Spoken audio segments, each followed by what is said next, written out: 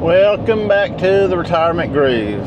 My name is Ron. Today on the channel we're going to talk about finances a little bit, and mainly what I want to do is bring up some thoughts that I had about your financial situation. Now this is for pre-retirement. Now what I want to talk about first is your 401k if you have one. Or any retirement accounts that you might have while you're still working. Now, I don't know about some of you, but my corporate 401k plan is with a well-known company, and they send out quarterly statements, okay? And I just got one yesterday. I haven't opened it up and looked at it yet, but I have looked at the previous quarter statement. And also too, the company that I am with, they provide online access to your 401k account to allow you to make changes to it and to monitor how much money you have in there. Now, I think that a lot of people don't really pay attention to those figures, okay? And don't panic about when you see the figures, because they're all based on stock markets, and we all know the stock market goes up and down. When you invest in things like that, and especially your 401k, you need to be in it for the long haul, okay? You don't need to be worried about the little dips and dives that the market makes. If you're younger and you're contributing to a 401k and you're in your 50s, well, you got, another 15 or 18 years to go as far as accumulation. So I wouldn't be too concerned about the fluctuations in the account. But what's important is you do check it every so often and kind of give yourself a checkup to see where you're at. For myself, the last 5 years, I increased my contribution to my 401k to 10%. And we have a company match where I work, so they match 100% up to 5%, okay? So it's kind of like free money. So investing in a 401k is really, really important, okay? And monitoring your 401k health is important too. It's something that all of us should pay more attention to. I know in my younger days, I didn't pay a lot of attention to it, but I do now as I'm approaching retirement.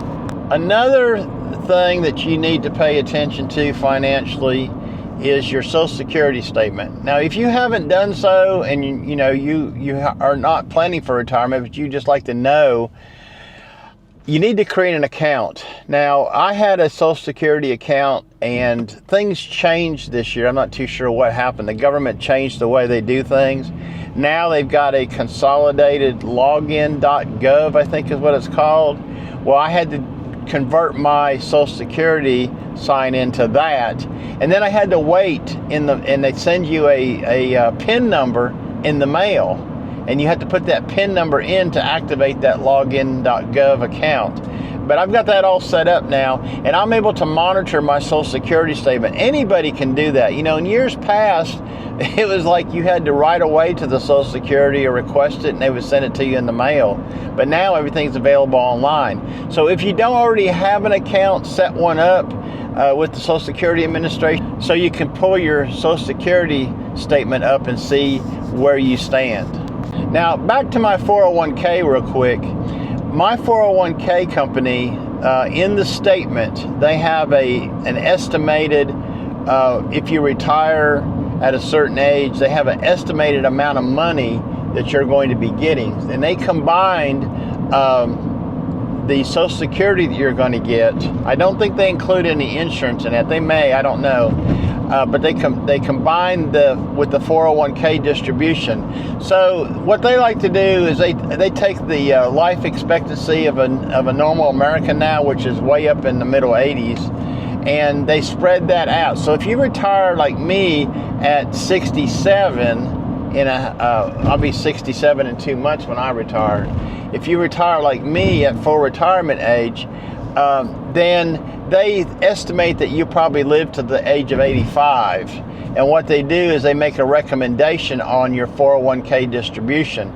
So for example, my recommendation, I'm just going to lay this out there. My recommendation from my company is about $450 a month from my 401k, which, you know, it would allow me to go into my middle 80s. Now, if I don't think I'm going to live that long, I could take more out if I want to. Or if you just don't care, you know, my biggest thing is you need to just look at the statement and see what it's saying.